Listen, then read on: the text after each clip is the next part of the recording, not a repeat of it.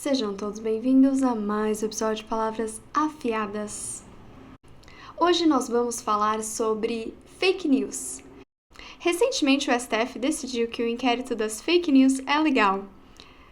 Como eu considero ele ilegal, eu gostaria de conversar com vocês um pouco sobre os motivos pelos quais ele é ilegal e essa decisão do STF, na minha opinião, está equivocada. Primeiro, o que está se investigando nesse momento? O inquérito foi aberto para apurar fake news contra os ministros do STF, a instituição e os seus familiares. Isso se enquadra na Lei de Segurança Nacional. É um crime específico que é caluniar ou difamar o presidente da República, o Senado Federal, a Câmara dos Deputados, o Supremo Tribunal Federal, imputando a eles um fato que é crime ou então que é ofensivo à reputação. Uma pena de 1 a 4 anos.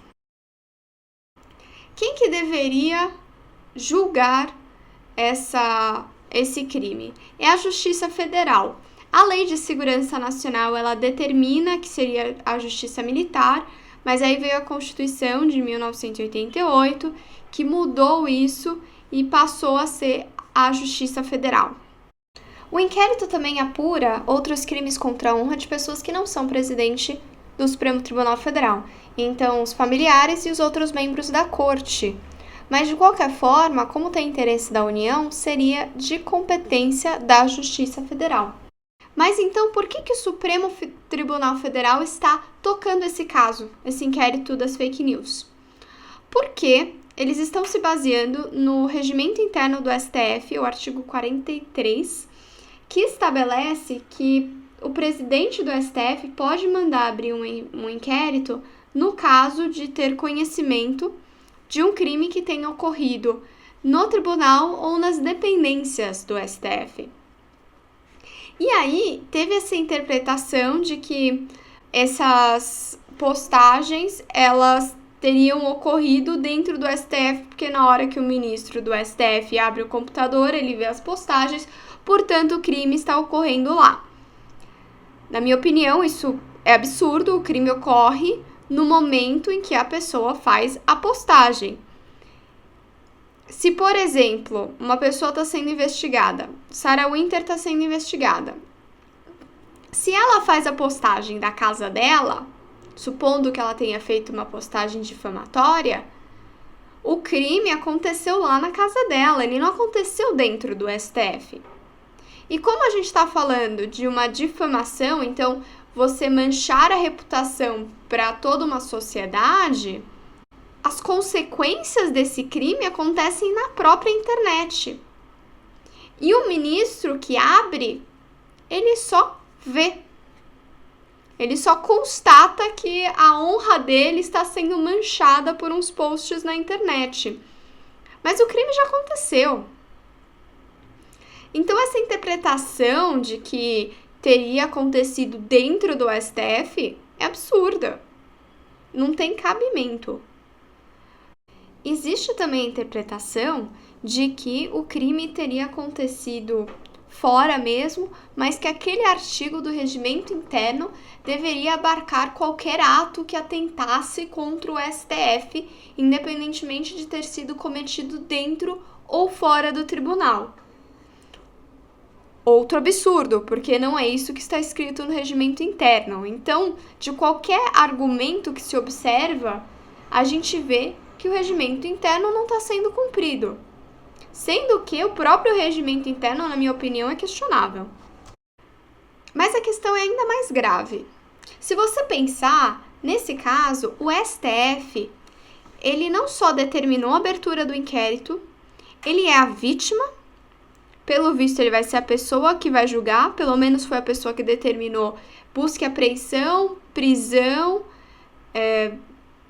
quebra de sigilo bancário e a pessoa que está tocando a investigação. Então, a gente tem um único órgão, que é o STF, acumulando a função de vítima, de pessoa que conduz a investigação e de quem julga, ou pelo menos quem está julgando agora no inquérito policial.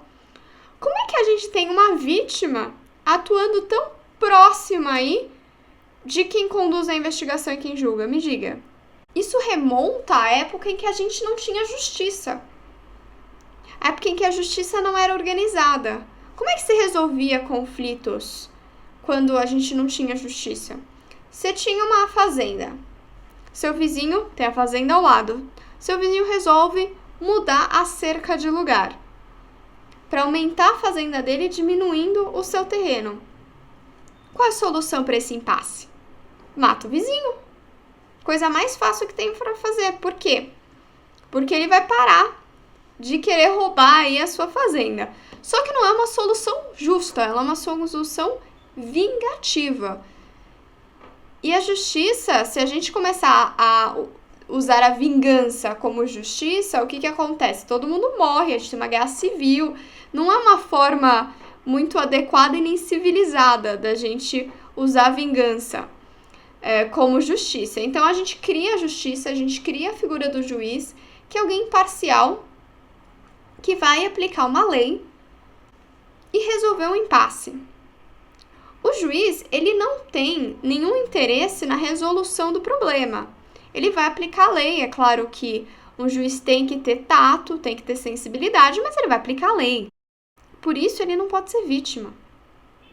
E aí, quando a gente vê que o STF usa uma regra que eles mesmos criaram, porque o regimento interno é criado pelo STF, para ser vítima e quem conduz as investigações e quem julga, é muito grave, porque a gente está voltando àquele momento em que a vingança pode fazer parte da justiça. A vítima não pode fazer parte da resolução de problemas, principalmente criminais.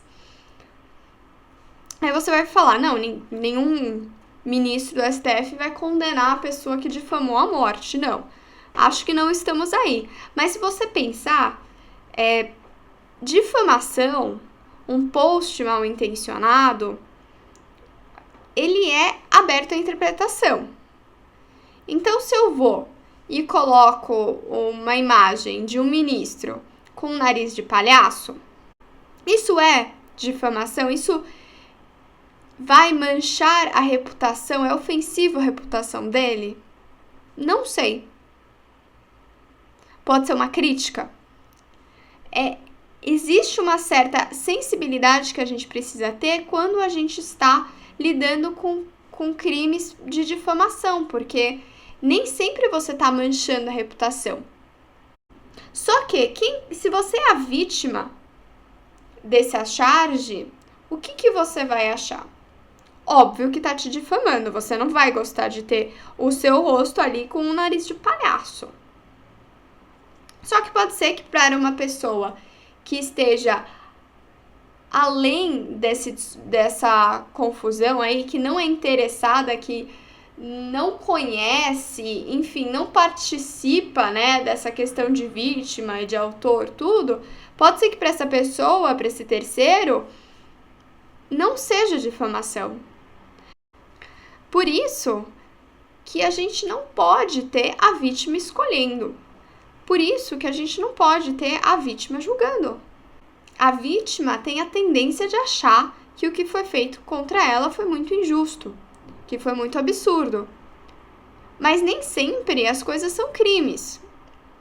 E aqui eu não estou falando que não teve crime, pelo contrário, aparentemente teve, é que a gente não tem nem acesso do que está nessa investigação. Mas seja o que for, a interpretação das postagens, ela vai ser claramente feita pela vítima. Cadê a isenção? Como é que a gente garante a isenção nesse caso? É muito difícil. E por isso que, na minha opinião, não cabe ao STF, cabe à Justiça Federal. A Polícia Federal conduz as investigações junto com o Ministério Público. Então, o Ministério Público ele vai supervisionar as investigações, vai pedir quebras, vai pedir mandado de prisão, vai pedir o arquivamento se ele achar que não for crime.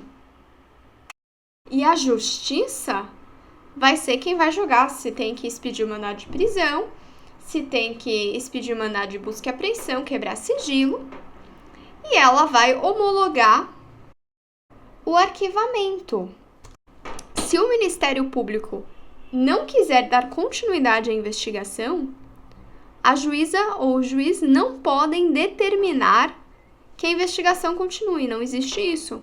E, aliás, foi um dos problemas no STF, porque no inquérito das fake news, o Aras entendeu pelo arquivamento da investigação e o ministro Alexandre de Moraes disse que não. Só que a justiça não pode determinar a continuidade de uma investigação. Pelo contrário, o que ela pode fazer é pedir para abrir uma investigação, mas depois que abriu, já era. Se o Ministério Público quer oferecer uma denúncia, quer dizer, começar um processo penal, ou quer arquivar, ou seja, acabar com as investigações, a justiça não pode determinar de outra forma. Em resumo, a gente vê que esse inquérito das fake news, ele tem muito problema. O STF não tem base legal, não tem nenhum fundamento para continuar essas investigações. A Procuradoria-Geral da República também entende dessa forma, então entende que não tinha que continuar. E além disso, o próprio STF é vítima e está conduzindo a investigação e depois vai julgar. É um completo absurdo. E o problema, aqui eu não estou defendendo ninguém, não estou defendendo quem vai, xinga e difama o Supremo Tribunal Federal. Não. Se o que a pessoa praticou foi crime, a única coisa que eu peço é que siga a lei. O Ministério Público Federal conduz as investigações, a Polícia Federal investiga e a Justiça Federal julga. Abrir esse tipo de precedente só porque é contra o Bolsonaro e os apoiadores do Bolsonaro é permitir que o STF abra esse tipo de procedimento contra qualquer um. A gente abre um precedente para o STF julgar qualquer caso que entenda que seja difamatório ou que fale mal dele. E aí, se você entra nessa, se você é julgado pelo STF, para quem você vai recorrer? Não tem, você não pode ter o Papa. Você vai virar Corte Internacional de Direitos Humanos porque você xingou muito no Twitter? Não vai acontecer. Então, na minha opinião, é absolutamente indefensável essa decisão do STF. E aqui eu não estou jogando a decisão em si, porque os termos da decisão não foram publicados. A gente tem o que os ministros falaram, só que é muito difícil a gente dizer exatamente o que vai sair depois no acórdão, que é a decisão escrita. Então, eu estou comentando com base no que a gente sabe, informações públicas, com base na lei. E, na minha opinião, simplesmente, não importa o que eles escreverem lá, não se sustenta essa decisão. Bom, esse foi mais um episódio de Palavras Afiadas. Se você gostou, clique em curtir, se inscreva no canal e comente aí embaixo o que você acha do inquérito das fake news. Se é tão absurdo quanto eu acho. E vejo vocês na próxima.